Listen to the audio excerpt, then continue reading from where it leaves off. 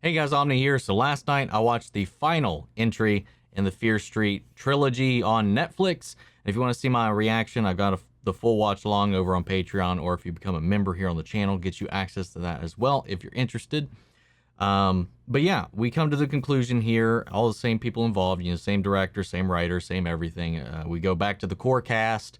The fun thing about this, again, just like last time I kept calling it an episode, this film, I think the first act of it, the first half even, is really strong because as we saw with the last film, it ends with Dina, returning Sarah Fier's bones to the resting place, reuniting the hand with the body. And she gets these flashes, and then it ends with her seen through the eyes of Sarah Fier. So a lot of this, the first half of this film, takes place in the past, and we learned what actually happened with Sarah Fier's. And it was really interesting. And honestly, I think this segment, while there's not so much supernatural elements going on as you would kind of imagine and think, the human element of it is probably the most terrifying aspects. Like, legitimately, the parts of this that actually like concern me, worry me, scare me about human nature in general are in these sequences. This ignorance, this fear of anything different. Like, it's like the human element of it was the most terrifying bit of everything we've seen in this series so far. Sadly, some of these things are still happening to this day, and I think that's why I thought this part was very well handled and like well executed. I liked it way more than when it returned to the supernatural element of the story with the curse and the town and the spirits and all that jazz. Surprisingly enough, this period piece in the beginning, I liked seeing all the previous actors we've seen before in part 1 and part 2 come together and take up these different roles during this period back in 1666, and it was really interesting and a lot of fun. And honestly, this worked more than a lot of the previous 2 films entire runs. Though I still think as a whole, I thought part 2 was still the strongest from beginning to end. I felt like that was the most focused and most contained, and I think that was mostly because it was it didn't have to deal with setting up a whole lot of stuff. It was just set in one setting throughout 99% of the film. So it was very zeroed in on being this homage to Friday the 13th. This, of course, it's kind of 2 movies in one, because we have the Sarah Fier's storyline in the past for the first half of the film before we learn everything we need to learn to return to the present day and finally try to put this curse to rest. And it's when it returns to that, that's when it returns to that really campy, tongue-in-cheek mode that it was in that first part. This like watching these back to back, there's such a confused tone throughout the entire series. Like, it sometimes feels like it's a parody, sometimes it's poking fun of itself, sometimes it's just homaging other things, but there are times where it takes itself very seriously, like in the first half of this film. It does feel like the film at times is conflicted with its tone or just afraid to be so serious through and throughout. And I think this is the biggest problem with bringing R.L. Stine's stuff to light, because his books also are kind of written in that way.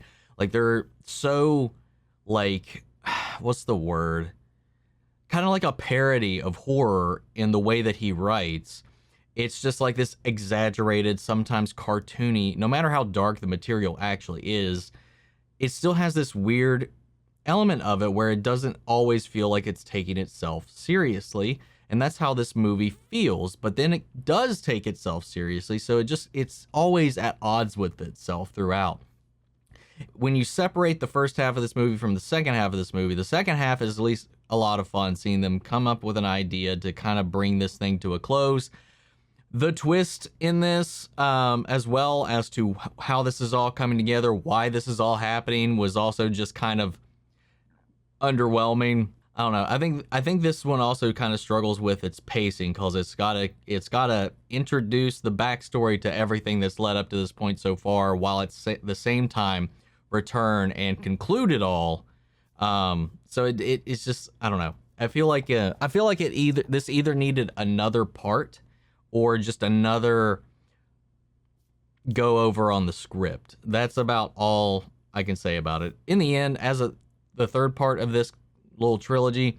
I would like to have seen more, to be honest, because there's some other characters other killers we never really got to know very well. We didn't get to spend time with, and I feel like if they maybe come back into this and they can set up and maybe do more of this, there's definitely a tease at the end that this might not exactly be over. So maybe down the line we'll get a little bit more about some of the killers they never really expanded upon, because that's what I was really kind of interested in. Because at the after the whole Sarah Fierce thing and one killer last movie got an entire part dedicated to him with the axe dude. Forget his name, the Camp Nightwing killer. Got his whole movie. But then we never really, and we got kind of like 15 minutes with the slasher that's like wearing the skull mask in the last one. Some light backstories on all the other killers, but then this one got a whole movie dedicated to him. And then in here we learn about Sarah Fierce and the preacher and that whole setting, how this whole thing started. And then from there, again, there's just like some interesting ones they bring up that I was like, we don't ever really expand upon. I was like, I feel like that's where the interesting bits of this story, of what they presented to us, would have been, to continue this anthology, going back in time, having these kind of like American Horror Story-esque, have the same cast and play characters in these different eras, playing all these same actors playing different characters throughout the ages, all dealing with this repetitive curse that they all have to deal with, this town is blighted with, that they just have to push through. And we just see through their eyes what happened in each of these ages, and maybe each age would give us a clue to what we would need in the end to kind of put an end to it. I just feel like there's another way that this could have went. I'm not dissatisfied with it, but all the same, I did enjoy myself throughout the movie for the most part. I just feel like this one either needed to be broken up or shortened altogether, because I feel like I don't feel like we needed to spend as much time in the past as we needed to get to the end point. So by spending as much time as we did there, it almost felt like you should have just dedicated your entire part to just that past segment. I don't know. I feel like there was a way that this one could have been restructured to flow a little bit better, because I think the way it was balanced between the past elements and the present day elements just wasn't as cohesive as I would have liked, but I still enjoyed it overall. I still had a lot of fun with it. Again, like, it's just pulling you all over the place, because I don't think it knows exactly what tone it's trying to go for, especially in this part and part two. I think part two was very more focused. It was very more handled more seriously. There was a lot less camp in the last one, despite being at a camp. But this one blends like a little bit of that weird, campy R.L. Stine-ness from part one with a very serious first part. And it just kind of it feels at odds with itself.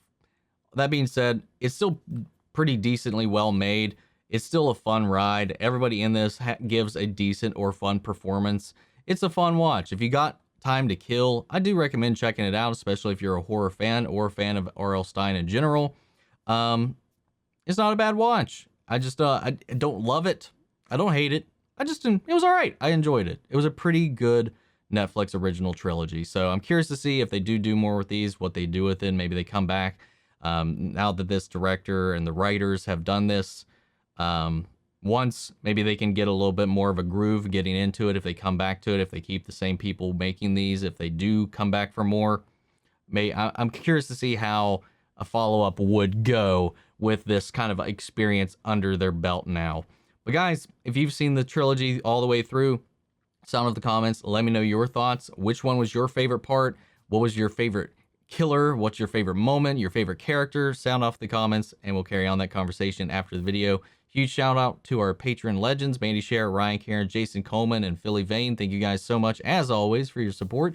We got a Discord open if you want to join that. I hope you follow me on all my socials. Links to all of those are in the description of this video. But guys, that's it for now, and I'll catch you guys in the next one. Take care, everybody.